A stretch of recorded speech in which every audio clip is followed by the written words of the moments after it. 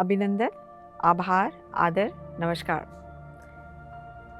कितना सुंदर चल रहा है ना अष्टावक्र और जनक जी का संवाद। एक बहुत ही सुंदर एग्जाम्पल दिया है ओशो ने। तरतुलियन, पश्चिम के एक संत, उनसे किसी ने पूछा, ईश्वर के लिए कोई प्रमाण है? उसने कहा, एक ही प्रमाण है, ईश्वर है क्योंकि वह भरोसे योग्य नहीं है। ईश्वर है क्योंकि उस पर विश्वास नहीं आता। ईश्वर है क्योंकि वह असंभव है। बड़ी अनूठी बात तरतुलियन ने कही। ईश्वर है क्योंकि असंभव है। संभव तो संसार है, ईश्वर असंभव है। संभव तो शूद्र है, विराट तो असंभव है, लेकिन असंभव भी घटता है। तरतुलियन बोला, तुम राजी हो जाओ असंभव को, तो असंभव भी घटता है, और जब घटता है तो बिल्कुल भरोसा नहीं आता। तुम्हारी सारी जड़ें उखड़ जाती है, भरोसा कहाँ आएगा? तुम मिट जाते हो, और जब घटता है तो भरोसा किसको आएगा? बिखर जाते हो, जब घटता है तुम अब तक अंधेरे जैसे हो, जब उसका सूरज निकलेगा तो तुम विसर्जित हो जाओगे। जनक कहने लगे, इसलिए तो या तो संपूर्ण संसार मेरा है या मेरा कुछ भी नहीं है। ये दो ही बातें संभव है, इसके बीच में कोई भी दृष्टि हो तो सब भ्रांत है, इल्यूजन है। या तो संपूर्ण संसार मेरा क्योंकि मैं परमात्मा का हिस्सा हूँ, चूँकि मैं परमात्मा हूँ, चूँकि मैं सारे संसार का केंद्र हूँ, चूँकि मेरा साक्षी सारे संसार का साक्षी है, तो या तो सारा संसार मेरा है, एक संभावना, या फिर मेरा कुछ भी नहीं है क्योंकि मैं हूँ ही कहाँ। साक्षी में मैं तो नहीं बचता, सिर्फ साक्षी भाव बचता है। वहाँ दावेदार तो बचता नहीं। कौन दावा करेगा कि सब मेरा है? तो जनक कहते हैं, दो संभावनाएं हैं, ये दो अभिव्यक्तियां हैं धर्म की, या तो पूर्ण या शून्य। कृष्ण ने चुना पूर्ण, उपनिषदों ने चुना पूर्ण। उस पूर्ण से ही सब निकलता, फिर भी पीछे पूर्ण शेष रह जाता है। उस पूर्ण में ही सब लीन होता, फिर भी पूर्ण ना घटता ना बढ़ता। उपनिषदों ने, कृष्ण ने, हिंदुओं ने, सूफियों ने, सबने चुना पूर्ण। बुद्ध ने चुना शून्य।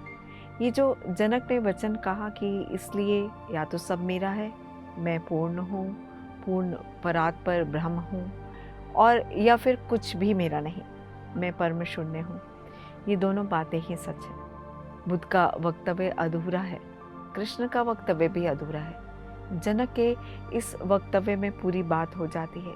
जनक कहते हैं, दोनों बातें कही जा सकती हैं। क्यों?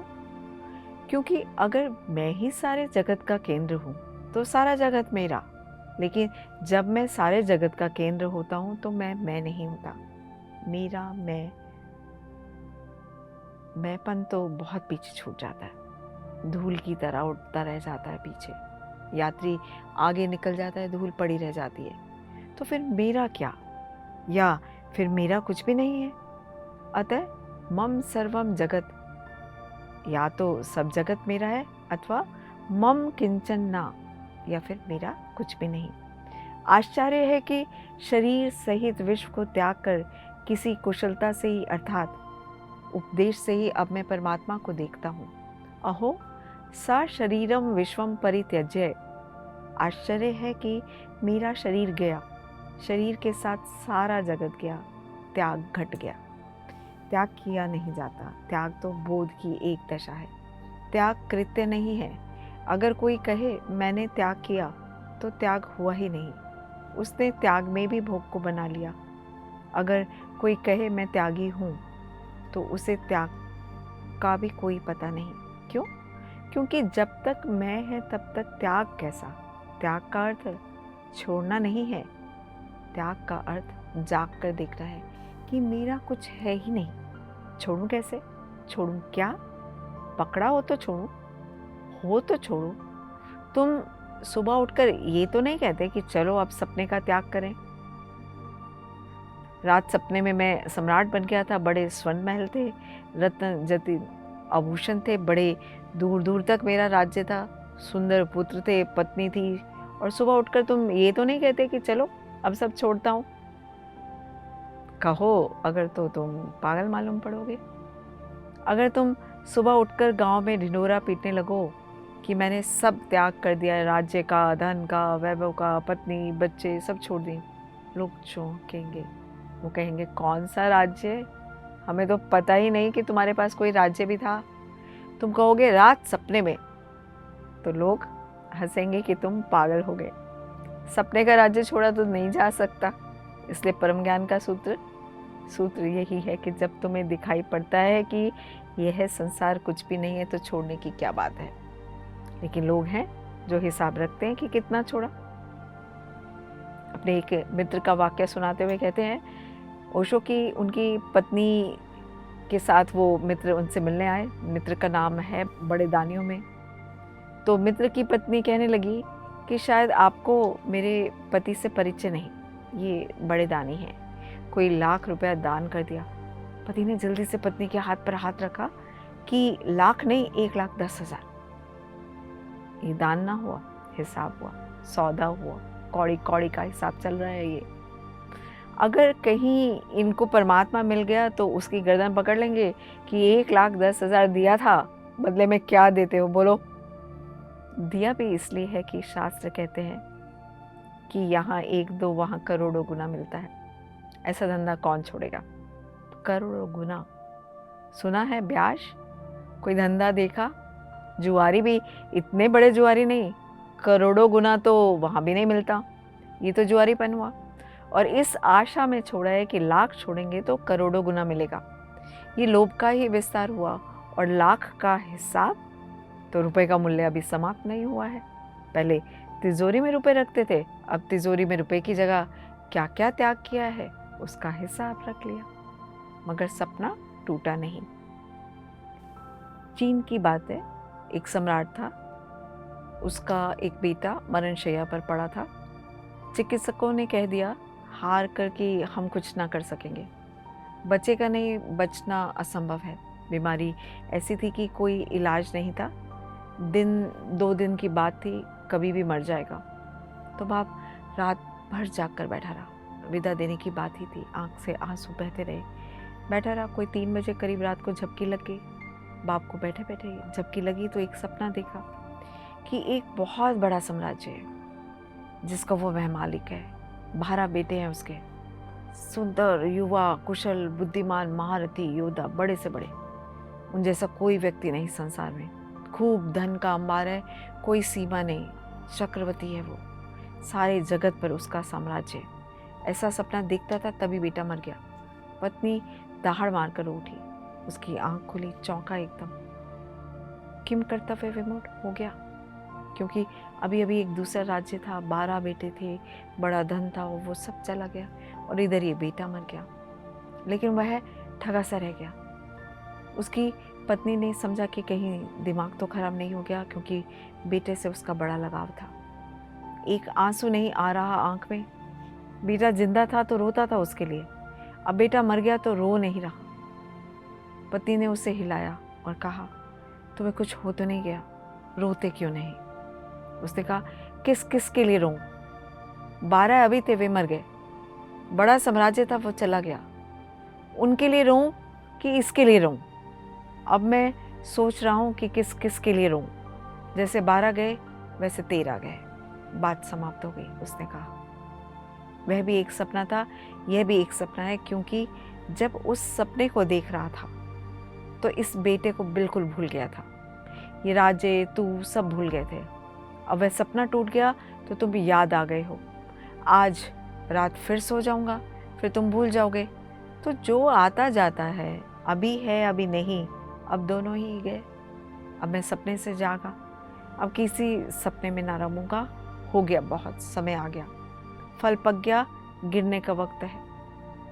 जनक कहते हैं, आश्चर्य की शरीर सहित विश्व को त्याग घट गया। अभी इंच भर भी हिले नहीं। जहाँ है वहीं है, उसी राजमहल में जहाँ अष्टावक्र को लेकर आए थे, निमंत्रण देकर बिठाया था सिंहासन पर, वहीं बैठे हैं अष्टावक्र के सामने। कहीं कुछ गए नहीं, राज्य चल रहा है, धन वैभव है, द्वार पर द्वारपाल खड़े हैं, नौकर सेवक, पंखा झलते होंगे, सब कुछ ठीक वैसा ही है। तिजोरी अपनी जगह है, धन अपनी जगह है, लेकिन जनक कहते हैं आश्चर्य त्याग घट गया। त्याग अंतर का है, त्याग भीतर का है, त्याग बोध का है। आश्चर्य कि इस शरीर सहित विश्व को त्याग कर किस कुशलता से, और किस कुशलता से ये बात घट गई कि पत्ता भी ना हिला और क्रांति हो गई, कि जरा सा घाव ना बना और सर्जरी पूरी हो गई। किस कुशलता से। कैसा तुम्हारा उपदेश। अब मैं परमात्मा को देखता हूँ, संसार दिखाई ही नहीं पड़ रहा, सारी दृष्टि रूपांतरित हो गई। ये अत्यंत मूल्यवान सूत्र है। तुम जहाँ हो वहीं रहते, तुम जैसे हो वैसे ही रहते, क्रांति घट सकती है। कोई हिमालय भाग जाने की जरूरत नहीं, संन्यास, पलायन नहीं, भगोड़ापन नहीं, पत्नी है, बच्चे हैं, घर द्वार है, सब वैसा ही रहेगा। किसी को कानों कान खबर भी ना होगी और क्रांति घट जाएगी। और ये भीतर की बात है। तुम्हें चकित हो जाओगे कि ये हुआ क्या। अब पत्नी अपनी मालूम नहीं होगी, अब बेटा अपना नहीं मालूम होगा, मकान अपना नहीं मालूम होगा। अब भी तुम रहोगे, अब अतिथि की तरह रहोगे। सराय हो गई, घर वही है, सब वही है। करोगे काम, उठोगे बैठोगे, दुकान दफ्तर जाओगे, श्रम करोगे, पर अब कोई चिंता नहीं पकड़ती। एक बार ये बात दिखाई पड़ जाए कि यहाँ सब खेल है, बड़ा नाटक है, तो क्रांति घट जाती है। एक अभिनेता का वाक्य बताते हुए वो कहते हैं कि उनसे पूछा गया कि मैं अभिनय में और कैसे कुशल हो जाऊं, तो ओशो ने कहा एक ही सूत्र है। जो लोग जीवन में कुशल होना चाहते हो तो उनके लिए सूत्र है कि जीवन को अभिनय समझे, और जो लोग अभिनय में कुशल होना चाहते हैं उनके लिए सूत्र है कि अभिनय को जीवन समझे। और तो कोई सूत्र नहीं है। अगर अभिनेता अभिनय को जीवन समझ ले तो कुशल हो जाता है, तब नाटक को वह असली मान लेता है। तुम उसी अभिनेता से प्रभावित होगे जिसके लिए कुशलता इतनी गहरी हो गई है कि वह झूठ को सच मान लेता है। अगर अभिनेता झूठ को सच ना मान पाए तो अभिनय में कुशल नहीं हो सकता, तो वह बाहर बाहर रहेगा, भीतर ना हो पाएगा। तो खड़ा खड़ा रहकर दूर दूर कर लेगा काम, लेकिन तुम पाओगे उसके प्राण उसमें रवे नहीं, गए नहीं भीतर। अभिनेता बिल्कुल भूल जाता है अभिनय में। जब कोई राम का अभिनय करता है तो वो बिल्कुल भूल जाता है और वो राम हो जाता है। और जब उसकी सीता चुराई जाती है तो वो ऐसा नहीं सोचता कि अपना क्या लेना देना, अभी घड़ी भर बाद सब खेल खत्म, अपने घर चले जाएंगे। क्यों ना हक रो, क्यों पूछो वृक्षों से कि मेरी सीता कहाँ है, क्यों चीखो चिल्लाओ। क्या सार है। अपनी कोई सीता है कि कुछ, और सीता वहाँ है भी नहीं, कोई दूसरा आदमी ही सीता बना हुआ है। यही होता है ना रामलीला में, कुछ लेना देना नहीं है। अगर वह अभिनय में खोए ना तो अभिनय कुशल नहीं हो पाता। अभिनय की कुशलता यही है कि वह अभिनय को जीवन मान लेता है, वो बिल्कुल यथार्थ मान लेता है। उसकी ही सीता खो गई है, वो आंसू झूठ नहीं है, वे आंसू सच हैं। वह ऐसे ही रोता है जैसे उसकी प्रेयसी खो गई हो, वह ऐसे ही लड़ता है, अभिनय को सच कर लेता है। जीवन में अगर कुशलता लानी हो तो जीवन को अभिनय समझ लेना, यह भी नाटक है। देर अबेर पर्दा उठेगा, देर अबेर सब विदा हो जाएंगे। मंच बड़ी है माना, पर मंच ही है, कितनी ही बड़ी हो। यहाँ घर मत बनाना, यहाँ सराय में ही ठहरना, ये प्रतीक्षालय है।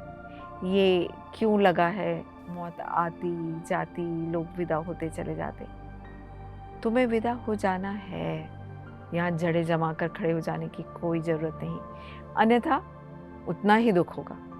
तो जो व्यक्ति इस संसार में जड़ें नहीं जमाता वही व्यक्ति सन्यासी। तो जो यहाँ जमकर खड़ा नहीं हो जाता, जिसका पैर अंगद का पैर नहीं है, वही सन्यासी।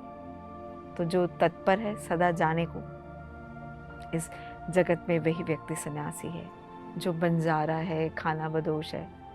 शब्द खाना बदोश अच्छा है, इसका अर्थ होता है जिसका घर अपने कंधे पर होता है। खाना अर्थात घर, बदोश यानी कंधे पर, जिसका घर अपने कंधे पर है, जो खाना बदोश है वही सन्यासी है। तंबू लगा लेना, ज़्यादा से ज़्यादा घर मत बनाना। यहाँ तंबू के कभी भी उखाड़ लो, क्षण भर भी देर नहीं लगेगी। सराय कहते हैं सूफी फ़कीर हुआ इब्राहिम, पहले वह बल्ख का सम्राट था।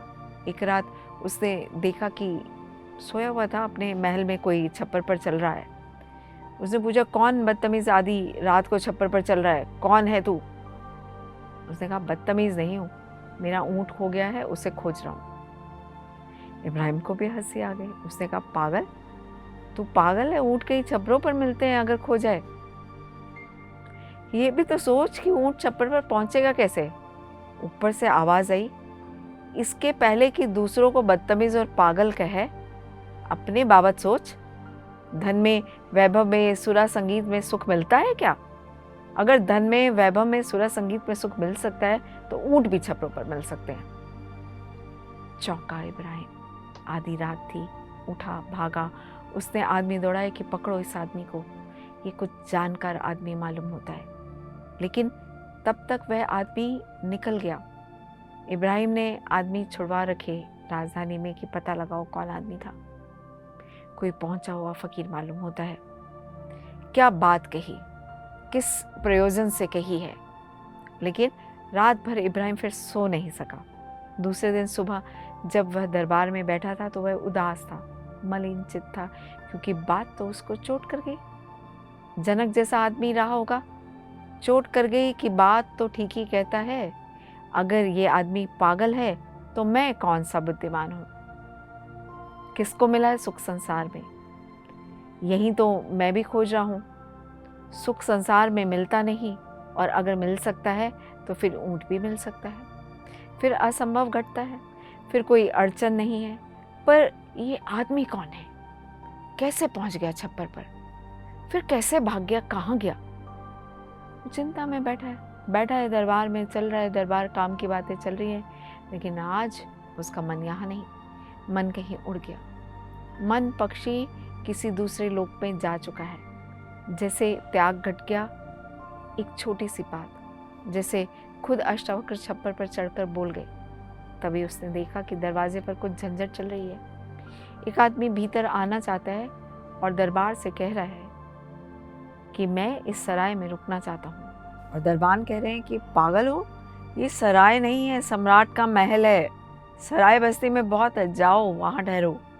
पर वह आदमी कह रहा है, मैं यहीं ठहरूंगा, मैं पहले भी यहाँ ठहरता रहा हूँ और यह सराय ही है। तुम किसी और को बनाना, तुम किसी और को चराना। अचानक उसकी आवाज़ सुनकर इब्राहिम को लगा कि ये आवाज़ वही है, और ये फिर वही आदमी है जिसने कहा उसे भीतर लाओ, उसे हटाओ मत। वो भीतर लाया गया। इब्राहिम ने पूछा कि तुम क्या कह रहे हो, ये किस तरह की जिद कर रहे हो, ये मेरा महल है, इसको तुम सराय कहते हो, ये अपमान है। उसने कहा, अपमान हो या सम्मान हो, एक बात पूछता हूँ कि मैं पहले भी यहाँ आया था, लेकिन तब इस सिंहासन पर कोई और बैठा था। इब्राहिम ने कहा, वे मेरे पिताश्री थे, मेरे पिता। और उस फकीर ने कहा, इसके भी पहले मैं आया था, तब कोई दूसरा ही आदमी बैठा था। तो उसने कहा, वो मेरे पिता के पिता थे। तो उसने कहा, इसलिए तो मैं इसको सराय कहता हूँ, यहाँ लोग बैठते हैं, चले जाते हैं, आते हैं, चले जाते हैं। तुम कितनी देर बैठोगे, मैं फिर आऊँगा, फिर कोई दूसरा बैठा हुआ मिलेगा, इसीलिए तो सराय कहता हूँ। ये घर नहीं है, घर तो वह है जहाँ बस गए तो बस गए, जहाँ से कोई हटा ना सके, जहाँ से हटना संभव ही नहीं। इब्राहिम कहते हैं, सिंहासन से उतर गया और उसने उस फकीर से कहा कि प्रणाम करता हूँ, ये सराय है, आप यहाँ रुके, मैं जाता हूँ, क्योंकि अब सराय में रुकने से क्या सार है। इब्राहिम ने महल छोड़ दिया। पात्र रहा होगा, सुपात्र रहा होगा। जनक कहते हैं कि एक क्षण में मुझे दिखाई पड़ गया कि शरीर सहित विश्व को त्याग कर मैं संन्यास्त हो गया हूँ। ये किस कुशलता से कर दिया, ये कैसा उपदेश दिया, ये कैसी कुशलता आपकी, ये कैसी कला आपकी। अहो शरीरम विश्वम परित्यज्य कृतिश्चित कौशलात्, कैसी कुशलता, कैसे गुरु से मिलना हो गया। एव मया मधुना परमात्मा विलोक्यते, अब मुझे सिर्फ परमात्मा दिखाई पड़ रहा है, मुझे कुछ और दिखाई नहीं पड़ता। अब यह सब परमात्मा का ही रूप मालूम होता है, उसकी ही तरंगे हैं। जैसे जल से तरंग, फेन और बुलबुला भिन्न नहीं, वैसे ही आत्मविशिष्ट विश्व आत्मा से भिन्न ही। यथा न तोयतो भिन्नस्तरंगा फेन बुद्बदा आत्मनो न तथा भिन्नम विश्वमात्म विनिर्गता म। जैसे पानी में लहरें उठती हैं, बुदबुदे उठते हैं, फेन उठता है और जल से अलग नहीं, उठता उसी में खो जाता है। ऐसा ही परमात्मा से भिन्न यहाँ कुछ भी नहीं है। सब उसके बुदबुदे, सब उसका फेन, सब उसकी तरंगे उसी में उठते, उसी में लीन हो जाते। यथा तोयता तरंगा फेन बुदबुदा भिन्ना ना, ऐसे ही हम हैं। ऐसा मुझे दिखाई पड़ने लगा प्रभु। जनक कहने लगे अष्टावक्र से कि ऐसा मैं देख रहा हूँ प्रत्यक्ष।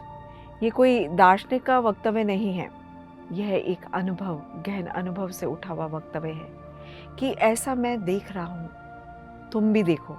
ये सिर्फ जरा से दृष्टि के फर्क की बात है, जिसको पश्चिम में गेस्टाल्ट कहते हैं। गेस्टाल्ट की बात है। ये शब्द बड़ा महत्वपूर्ण है। तुमने कभी देखा होगा बच्चों की किताबों में तस्वीरें बनी होती हैं। एक तस्वीर ऐसी होती है कि उसमें अगर गौर से देखो तो कभी बुढ़िया दिखाई देती है तो कभी जवान। अगर तुम देखते रहो तो बदलाहट होने लगती है, कभी फिर बुढ़िया दिखाई पड़ती है, कभी फिर जवान औरत दिखाई पड़ने लगती है। वही लकीरें दोनों को बनाती हैं। लेकिन एक बात तुम हैरान हो जाओगे, वह तुमने शायद ख्याल ना की हो, दोनों को तुम साथ साथ नहीं देख सकोगे। हालांकि तुमने दोनों देख ली, उसी चित्र में तुमने बुढ़िया भी देख ली और जवान औरत भी देख ली। अब तुमको पता है कि दोनों उस चित्र में हैं, फिर भी तुम दोनों को साथ साथ नहीं देख पाओगे। और जब तुम एक को देखोगे तो दूसरी खो जाएगी, और जब तुम दूसरी को देखोगे तो एक खो जाएगी। क्यों? क्योंकि वही लकीरें दोनों के काम आ रही हैं। इसको जर्मन भाषा में गेस्टाल्ट कहते हैं। इसका मतलब होता है देखने के एक ढंग से चीज़ एक तरह की दिखाई पड़ती है, दूसरे ढंग से दूसरी तरह की दिखाई पड़ती है। चीज़ तो वही है, लेकिन तुम्हारा देखने का ढंग सारा अर्थ बदल देता है। संसार तो यही है, अज्ञानी भी देखता है इसको तो अनंत वस्तुएं दिखाई पड़ती है। एक गेस्टाल्ट, एक ढंग हुआ। फिर ज्ञानी देखता है इसी को तो अनंत खो जाता, अनेक अनेक रूप खो जाते, फिर एक विराट दिखाई पड़ता। जनक कहने लगे एव मया अधुना परमात्मा विलोक्यते। एक परमात्मा दिखाई पड़ने लगा। यह हरे वृक्ष उसी की हरियाली है। इन फूलों में वह रंगीन होकर खिला, फूलों की गंध में वही हवा के साथ खिलवाड़ कर रहा है। आकाश में घिरे मेघों में वही घिरा है। तुम्हारे भीतर वही सोया है, बुद्ध और अष्टावक्र के भीतर वही जागा है। पत्थर में वही सग्नीभूत पड़ा है, गहन तंद्रा में। मनुष्य में वही थोड़ा चौंका है, थोड़ा जागरण शुरू हुआ है, लेकिन है वही, उसी के सब रूप है। कहीं उल्टा खड़ा, कहीं सीधा खड़ा। वृक्ष आदमी के हिसाब से उल्टे खड़े हैं। कुछ दिन पहले वनस्पति शास्त्र की एक किताब को पढ़ते पढ़ते एक बात मेरे सामने आई, ठीक मालूम भी पड़ी। उस वैज्ञानिक ने लिखा है कि वृक्षों का सिर जमीन में गड़ा है। क्यों? क्योंकि वृक्ष जमीन में से भोजन करते हैं, तो मुंह उनका जमीन में है, जमीन में ही से तो वो भोजन करते हैं ना, पानी लेते हैं तो उनका मुंह जमीन में है और पैर आकाश में खड़े शीर्षासन कर रहे हैं वृक्ष। बड़े प्राचीन योगी मालूम होते हैं। उस वैज्ञानिक ने सिद्ध करने की कोशिश की है कि धीरे धीरे हम पूरे मनुष्य के विकास को इसी आधार पर समझ सकते हैं। फिर केंचुए हैं, मछलियाँ हैं, वो समतल हैं, वह समांतर जमीन के हैं। उनकी पूंछ और उनकी मुंह एक सीधी रेखा में जमीन के साथ समांतर रेखा बनाता है ना, तो वह वृक्ष से थोड़ा रूपांतर हुआ। फिर कुत्ते, बिल्लियाँ, शेर, चीते हैं, इनका से थोड़ा उठा हुआ है, समानांतर से थोड़ी बदलाहट हुई, सिर थोड़ा ऊपर उठा, कोन बदला। फिर बंदर, वो बैठ सकते हैं करीब करीब जमीन से 90 का कोन बनाने लगे, लेकिन खड़े नहीं हो सकते, वे बैठे हुए आदमी हैं। वृक्ष शीर्षासन करते हुए आदमी है, फिर आदमी है वो सीधा खड़ा हो गया, 90 का कोन बनाता, वृक्ष से ठीक उल्टा, सिर ऊपर और पैर नीचे। बात रुचिकर है, सभी एक का ही खेल है, कहीं उल्टा खड़ा, कहीं सीधा खड़ा, कहीं लेटा, कहीं सोया, कहीं जागा, कहीं दुख में डूबा, कहीं सुख में, कहीं अशांत, कहीं शांत, मगर तरंगे सब एक ही है। यथा तोयता तरंगा फेन बुदबुदा भिन्ना ना। जैसे जल से तरंग फेन बुदबुदा भिन्न नहीं है, वैसे ही आत्मा से कुछ भी भिन्न नहीं है, सब अभिन्न है। इसे तुम देखो, सुनो मत। आज के लिए इतना ही, और इसे आप अपने मन में विचारिएगा, इस गेस्टॉल्ट के परिवर्तन की बात को। इसमें एक झलक जो दिखाई पड़ रही है, तो इस पर गौर करिएगा। आज के लिए इतना ही, बहुत बहुत धन्यवाद। Thank you. PMC हिंदी बदले जीवन।